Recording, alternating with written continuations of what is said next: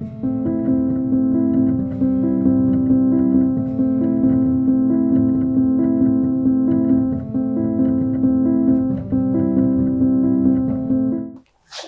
read a scripture, and then I would want Reverend Kwasi to talk about it. What does the Bible teach us about divorce? Now, this is especially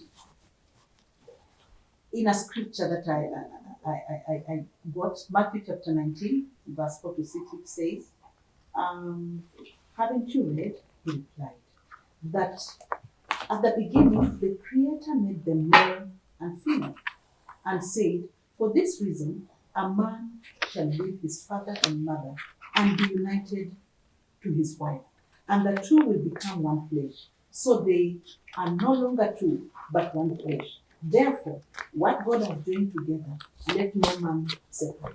In fact, I went ahead of, we talked about it, but then I want you to talk about it in line with divorce.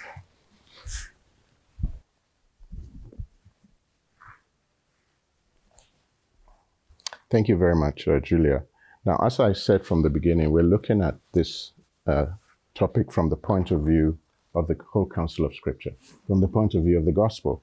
So when it comes to divorce, you're going to give me quite a bit of time to really explain that, because we want our listeners to really understand this topic, this subject, right from the beginning of the Scripture, all the way through from the Old Testament to the New Testament. So please give me a bit of time. Bear with me as I patiently explain this, okay?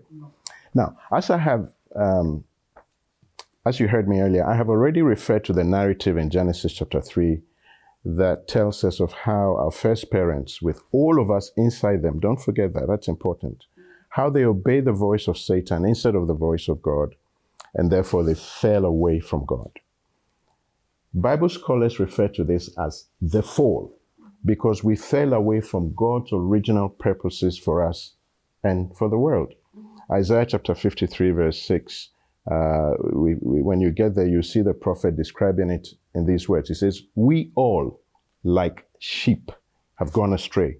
We have turned each one to his own way. Now, because they did this, our first parents, with all of us inside them, they were expelled from God's presence in the garden, so that all of us are born into this world with a sin nature that spiritually alienates us from God, and that places us in perpetual conflict with God as we face his holy wrath against our sinfulness. So, in effect, the original relationship between God and human beings ended in a divorce, when God, our divine husband, sent us away from his presence in the Garden of Eden. Please note that although they remain... So when we were sent from the Garden of Eden, it looks like divorce? Yes. And I'm going to show you the words that are involved there. God said, you leave the garden. He expelled them from the garden. There's a break in the relationship. There is a divorce. Now, please note that although Adam and Eve remained married, an immediate result of their disobedience to God was its tragic impact on the beautiful and loving relationship that God had intended for him, Adam and his wife, to have. In Genesis chapter 3, verse 8 to 13, we read that their marriage began to degenerate into blame, into guilt, into shame, as a result of their spiritual separation and divorce from God. You see, so when there's a break, and that's what Reverend Tom was talking about, when there's a break between our experience of God's love, it will manifest itself in our relationship, you see, with one another. So first, there is the vertical relationship between man and God, and then it extends into the horizontal relationship between ourselves. So once they had disobeyed God and the vertical relationship with God was disrupted, was broken, had ended in a divorce, then their relationship too began to experience problems. So this means, and let's note this very carefully, this means that the first thing that the Bible teaches us about divorce is that divorce, unlike marriage, did not originate from God. But rather, it did not originate from God. But rather, it came about as a result of the fall and the sinful hearts of human beings, as Christ explains in Matthew chapter 19, verse 8. In his love for us, however, God did not write human beings off forever because of our first parents' disobedience to him in the garden.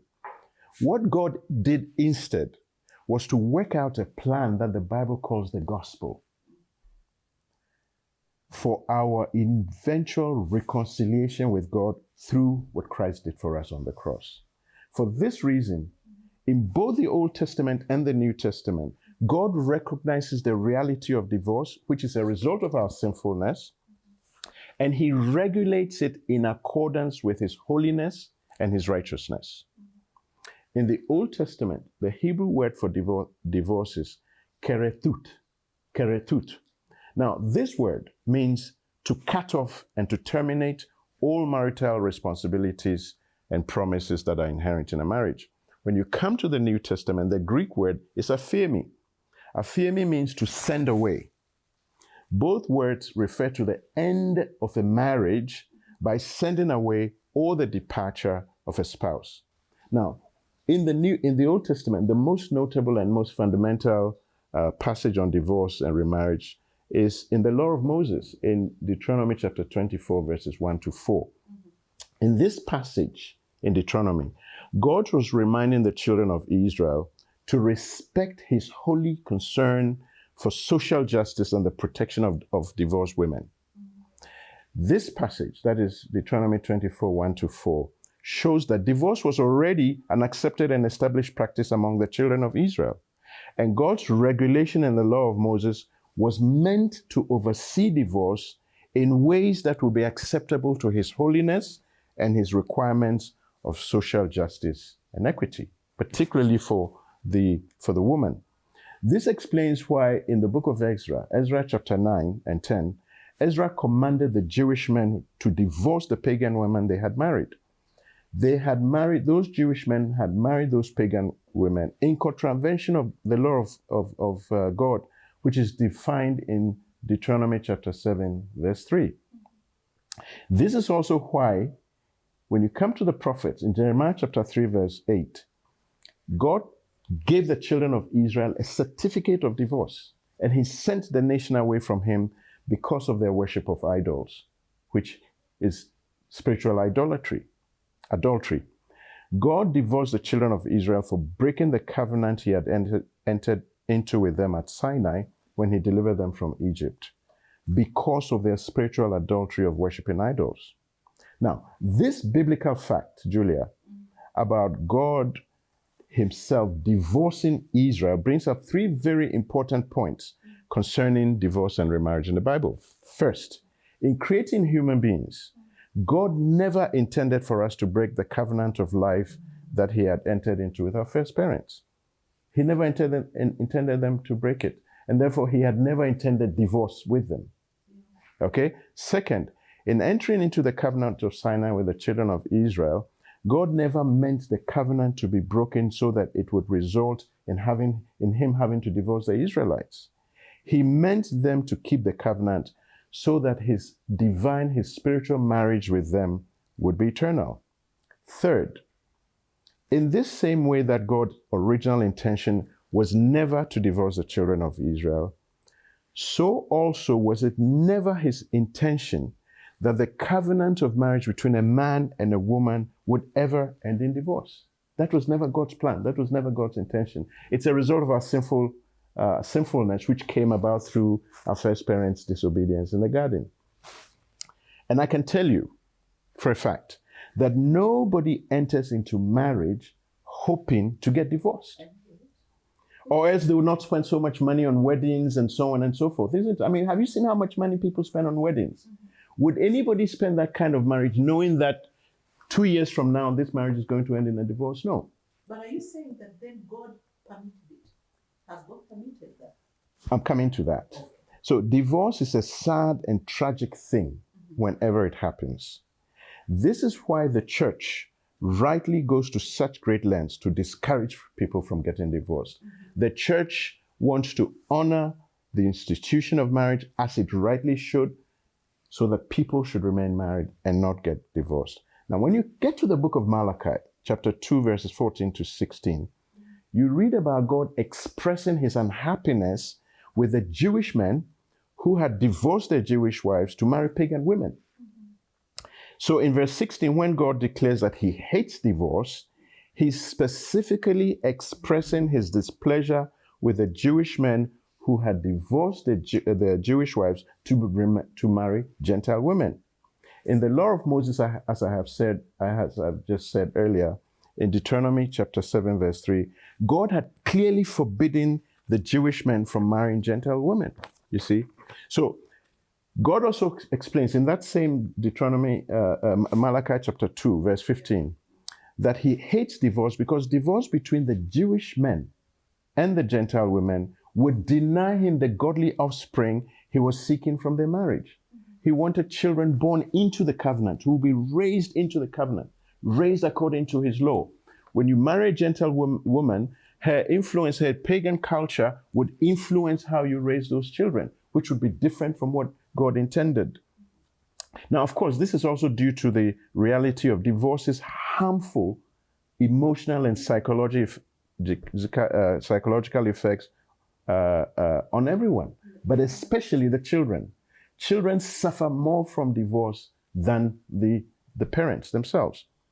You ask anyone who has been through a divorce, and they will tell you that just like God, they hate divorce.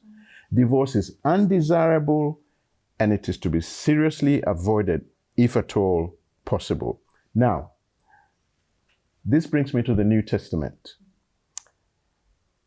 When we get to the New Testament, we read Jesus saying this about divorce in Matthew chapter 19, from where you've just quoted. In verse 9, this is what Jesus said. He said, I tell you that anyone who divorces his wife, except for sexual immorality, makes her the victim of adultery. And anyone who marries a divorced woman commits adultery. Now, in chapter 5 of Matthew, on the Sermon on the Mount, in verse 33 of Matthew chapter 5, Jesus had said the same thing. He was just repeating himself here. Now, the background to this statement in Matthew chapter 19 is to be found in Matthew 19, verse 3. And this is what Matthew 19, verse 3 says. It says, some Pharisees came to Jesus to test him. They asked, is it lawful for a man to divorce his wife for any and every reason? Now, let me tell you why these Pharisees had to test Jesus, or came to test Jesus by asking him this question. You see, in the days of Jesus Christ, there were two prominent groups of Pharisees in Israel. One group was called the Hillelites because they followed the teaching of a prominent Pharisee leader called Hillel. The other group were called the Shammaites because they followed the teaching of a well-known Pharisee teacher called Shammai. Now, when we go back to what the law of Moses says about divorce in Deuteronomy chapter 24, verse 1, which I have already referred to, this is what that verse says. It says, if a man marries a woman who becomes displeasing to him because he finds something displeasing about her, he's allowed to write her a certificate of divorce and to send her from his house. Do you hear that? This is the law of Moses. God is saying, if a man marries a woman who becomes displeasing to him because he finds something displeasing about her, he's allowed to... Looks badly or does not dress well. Or... I'm coming to that. That's very critical. He's allowed to write her a certificate of divorce and to send her from his house. Now, the Hillelite Pharisees had misinterpreted this verse to mean that the phrase something displeasing means that a husband could leave his wife if he was not happy about anything concerning the wife, like what you said. He cooks and there's stones in the rice, or her hairstyle is crazy, or whatever. Anything that he finds displeasing about her, according to the Hillelite Pharisees, was a basis for the man to leave his wife. So for this reason, in the days of Jesus Christ, they had established what they call any cause divorces. And many men in Israel at that time had divorced their wives using this any cause divorce provision, which was taught by the Hillelite Pharisees. So in Matthew chapter 19, these Pharisees had come to Jesus to ask him this question about divorce, to have him validate or approve their misinterpretation of Deuteronomy chapter 24, verse 1. So they were in for a shock because Jesus disappointed them by answering their question in a way that showed that the phrase in Deuteronomy 24, something displeasing, referred exclusively to sexual immorality. Oh, really? Yes, it refers exclusively to sexual immorality. This is why in Matthew, let's say Matthew 19, if you look at verse 10, Jesus' disciples were shocked to hear that. This is the first time they had understood that. So they said, if this is a situation between a husband and a wife, it is better not to marry. This is Jesus' disciples responding to Jesus' response. You see? And they said this because many Jewish men had misused Deuteronomy chapter 24, verse 1, to divorce their wives for any kind of reason at all. You see an ndogodogo somewhere, that's the one you want. You go home, you find some fault with your wife, you leave her, and Jesus is saying no. Deuteronomy chapter 24, verse 1 is referring to sexual immorality. You see his answer.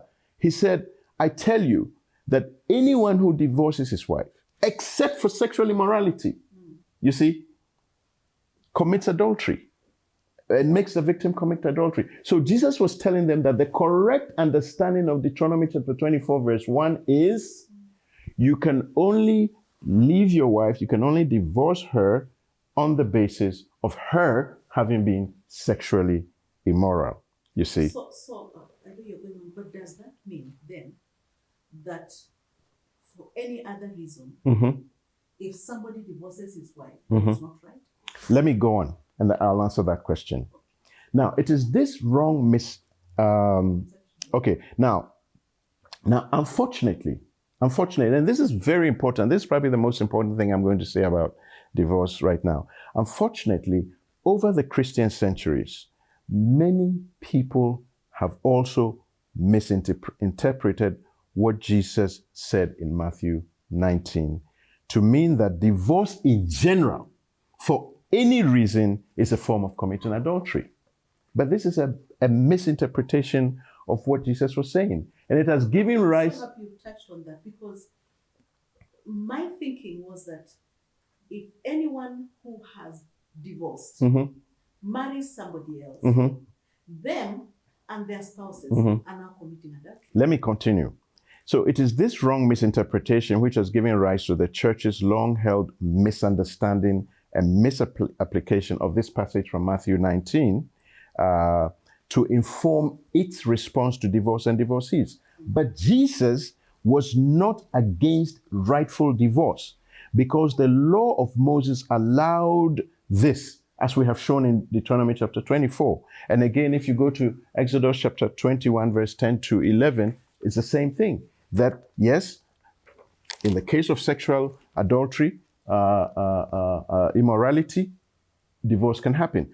In these Old Testament passages, even for a slave girl, because if you read the Deuteronomy 24 passage, you'll see it's referring to a slave woman. You see, in those days, slavery was practiced, where the Israelites had slaves and so on. When they would go to war, conquer another nation, and usually they would take the women, the young women, and come and marry them and so on. And it was saying, God was very clear, that if even a slave woman in a marriage like that was denied the right to food, was denied the right to clothing, was denied love by her husband, she was allowed to leave him.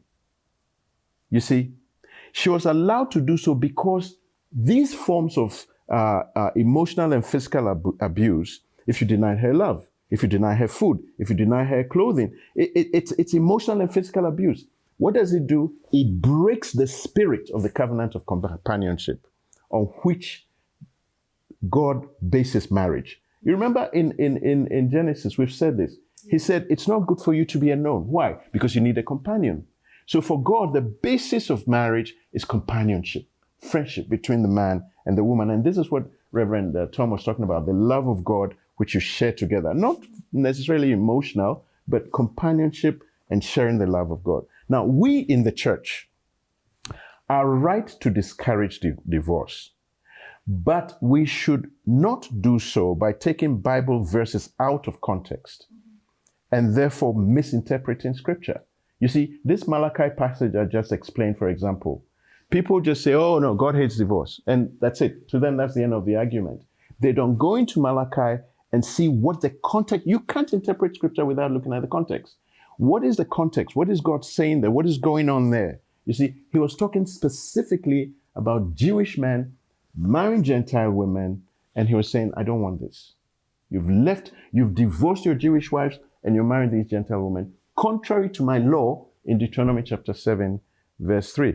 You see, we, as the church, what we should do instead, we should discourage divorce by teaching Christian men and women, Christian husbands and wives, how to resolve their marital problems without resorting to divorce. And Reverend Tom already alluded to that. If you're angry in your marriage, and you will be angry, she will upset you. He will upset you.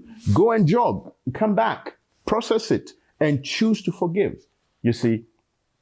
So as we can see, from both Matthew chapter 5 and Matthew chapter 19, Christ was teaching that these unacceptable any cause divorces, which these men were practicing in Israel at that time, caused innocent women to commit adultery when they marry someone else, because in God's eyes, their divorce was unacceptable to him.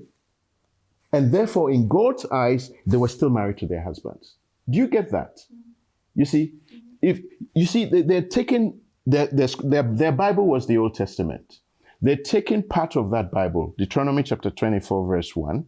They're looking at this something unpleasant about a woman, and they're interpreting it to mean anything about a woman, and using it as an excuse to leave their wives and marry other people. And Jesus is saying, no. It's only for sexual immorality. When it says, when you find something unacceptable, it's only with reference to sexual immorality. And therefore, if you have left your wife using this any cause thing, in the eyes of God, you're still married. And therefore, when this woman remarries, she's committing adultery in the eyes of God. That's what Jesus was saying in that passage. So, as in the Old Testament, Jesus was concerned with justice for the divorced women. You see, he was by no means saying that all divorce and all remarriage were unacceptable to God at all times and under all circumstances. No, he was not saying that. He was not saying that. Because if he said that, he would be contravening the law of Moses. And he himself came to fulfill the law of Moses. I feel like bringing in today's world, we are talking about the Bible days. In today's world, what are some of the things that are causing people to say, no, I want to move out of this marriage? I do not want to go on. We're actually going to come to that, but go ahead. Yeah, can you mention that? First of all, to just thank Reverend Ombasyi for shedding light on that. I think that the church is stuck on a lot of misconceptions and misunderstandings and things that have not been properly taught. The scripture has not been taught with the depth that it requires. Because as Ombasyi has rightly put it, if you understand the spirit of marriage, which is basically marriage is a reflection of God's relationship with his people. If you understand that, you have understood all mitigating factors, how to deal with it.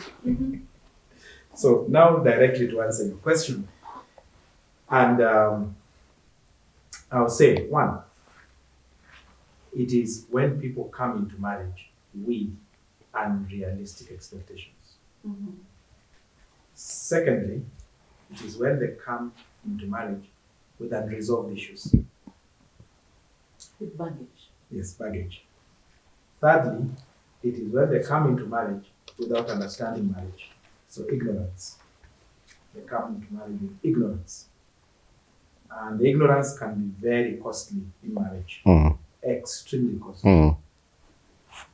Fifthly, is when they come into marriage with a stubborn and rigid spirit, which is unbending, unyielding, and will not adjust itself to God's standards.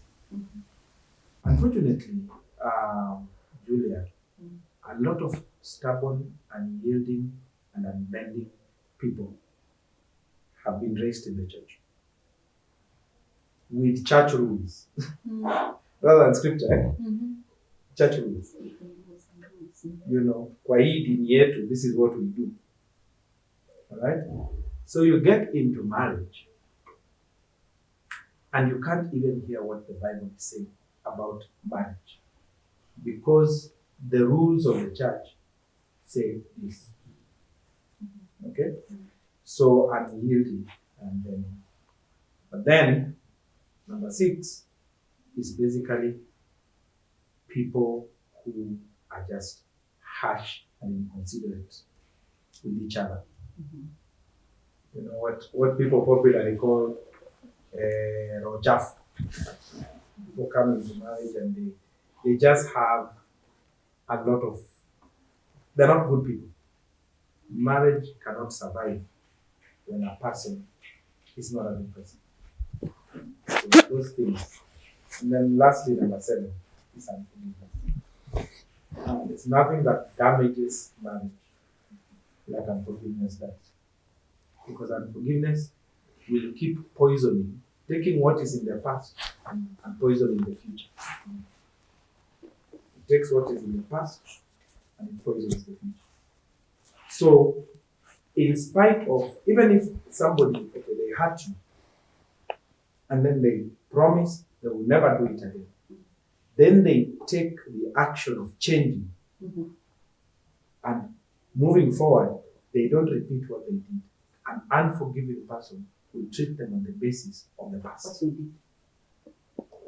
there's nothing that damages marriage as much as unforgiveness does. That's why the saying, marriage is made up of 2 good forgivers, is a true saying. One has to learn how to forgive and to release. You know, let me add one last one and throw it in. And say, failure to resolve conflict by choosing to not put in conflict resolution mechanisms. A lot of marriages are poisoned by unresolved conflict. So whenever a conversation starts, it quickly feeds into an unresolved conflict. Exactly. So it becomes a broken telephone. And broken telephone is when you talk to somebody, but there's such serious leakage from the past that you can never move forward. So unresolved conflict is a huge toxin that causes people to just give up on marriage and leave. So those are the things. There are 2 things that come to my mind, and one is there are these 2 people who are having a problem in their marriage. Yeah. One really desires to resolve the issue. The other one really is looking for excuse to still stay in the marriage. However, on their conditions, they can still do whatever they want to do, and still live in the marriage. And then it reminds me of, I wish I carried a copy. There's a friend of mine has written a book, Strange Women and Other Strangleholds. And in the book, there's a place where she says, regardless of what they are doing in the church, somebody can be a worshiper, somebody can be a prayer warrior, but if they are bad, they are just bad. The fact that they go to church every time doesn't make them good just because they go to church every time. So I don't know what the 2 of you would comment on that, and then you would go on to also explain the difference between divorce and separation. But I don't know whether you have any comment on what I've just said. That people in church, and they have these 2 faces. If you knocked on their door, you'd go backwards and fall. Because this person looks so nice, and they talk so nicely. They could even be a deacon, If you ask the wife might tell you, by the way, it's he saved really. This man is saved, you know. Yeah. So Let me make a quick comment and then I'll allow Kwasi to Mm. bring in the teaching, because I know, I mean, he said you are headed there. I Mhm. would like to hear Mhm. all of Kwasi it. said it, yes. Mine is to say that marriage is lived on the basis of character, not gifting. Marriage is lived on the basis of character, not gifting. What we see in church Okay. is gifting. Um, If a person can sing, they can sing. It's a gift. okay. If a person can preach, they can preach. It's a gift. But if you marry a preacher, you are not going to live with them preaching at you in marriage. No. You're going to live with their character. So if, despite their preaching, they are not a good person, that marriage will not be good. Because marriage is not lived on the basis of gifting. Marriage is lived on the basis of character. So it's the gift of the Spirit versus the fruit of the Spirit. Gifts are given freely. God gives them freely, but not fruit. The fruit of the Spirit is grown, cultivated, pruned, nurtured, and it's painful. It's painful for an impatient person to become patient. It's painful for an angry person to stop being angry and to stop being bitter and start being tender-hearted and kind. It's painful for a person who doesn't know how to love unconditionally to start loving unconditionally. That's the fruit. Fruits are grown, they are nurtured, they are pruned, they are cultivated, you take time to grow fruit. And that's where marriage is. Marriage is in the fruit. Marriage is not in the gift. The gift, you will get it. God will pour it out, and you'll get it. And you'll run with it and wow the church. And even become a leader in the church. You will wow the church. Because the church still gets wowed by gifting. And you will rise up very fast and even become a bishop and even an apostle. But if that journey of gifting is not commensurate to the journey of the fruit of the Spirit, you will fail in every institution that God set up. One of which is marriage and the family and parenting. You will fail in all those. So that's why they have this classic saying about pastors' children. So they live with a preacher in the house. Now the church knows the preacher. They know the guy that doesn't preach. The guy who calls them names. The guy who beats them up, not to discipline them, but beat them up because he's taking out his anger issues on them. The guy who mishandles their money, who has to be quiet in church and behave decently for the sake of the ministry. That's who they know. So marriage is about character, not gifting. That's why you marry. Whenever you have your gifts, you leave them in church. When you go home, it's about character. That's what I was saying.